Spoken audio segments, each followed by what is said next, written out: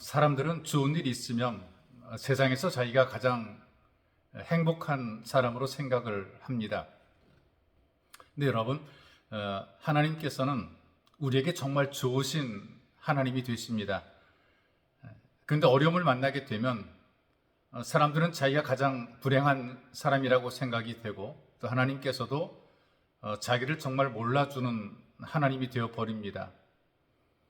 앞집에 똘베네도 그렇고 내 친구 미자도 다 멀쩡하게 사는데 왜 내 인생만큼은 이렇게 고달픈가, 이런 생각을 하게 되죠. 물론 보기에 따라 크고 작아 보이기는 하지만 당하는 입장에서는 모두에게 똑같은 고난이고 아픔이 됩니다. 이를테면 이웃집 아저씨가 다리가 부러졌어요.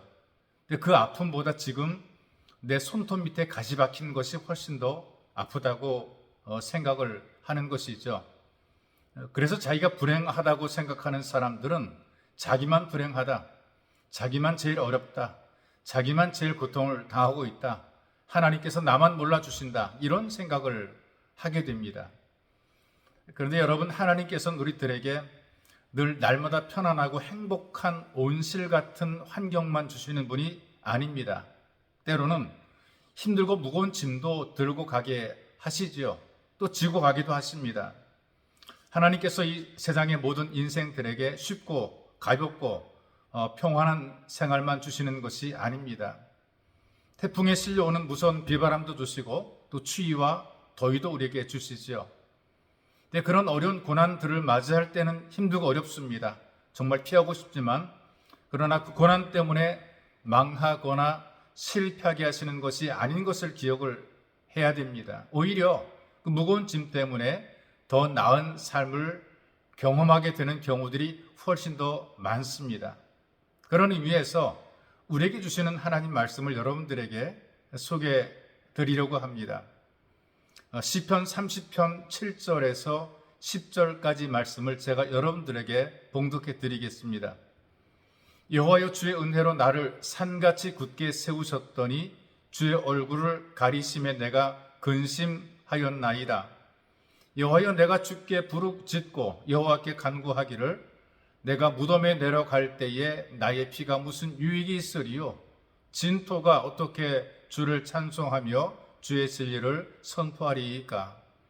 여호와여, 들으시고 내게 은혜를 베푸소서. 여호와여, 나를 돕는 자가 되소서 하였나이다. 제가 여러분들에게 소개해드린 말씀 가운데에 얼굴을 가리우심에 내가 근심하였나이다 라는 내용의 말씀이 있습니다. 이거는 무섭고 근심이 되지만 유익한 고난을 주시는 하나님을 찬양을 하고 있는 그런 내용입니다. 여러분, 여름에서 가을까지 태풍이 불게 되면 얼마나 많은 피해가 발생합니까? 많은 사람들이 태풍이 없으면 좋을 것으로 생각을 해요.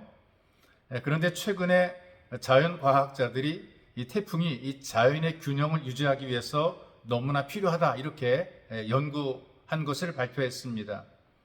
이 태풍이라고 하는 것이 번개와 천둥을 동반하고 격렬한 폭우를 쏟아붓습니다. 그리고 무엇이든지 황폐화시킬 수 있죠.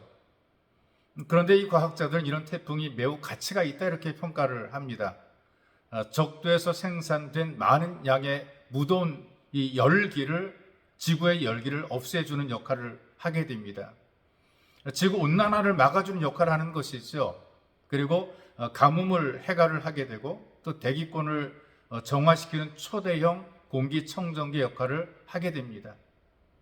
또 이 태풍이 바다를 뒤집어서 더운 물과 찬물을 섞어줌으로써 영양분과 산소가 골고루 공급되게 하므로 이 바닷속의 생물들을 살게 만들어 놓게 됩니다. 또 적조 현상을 막아주지요. 2002년부터 2007년까지 6년 동안 우리나라에 영향을 준 태풍을 조사를 했어요. 그랬더니 경제적인 효과가 8천억이랍니다.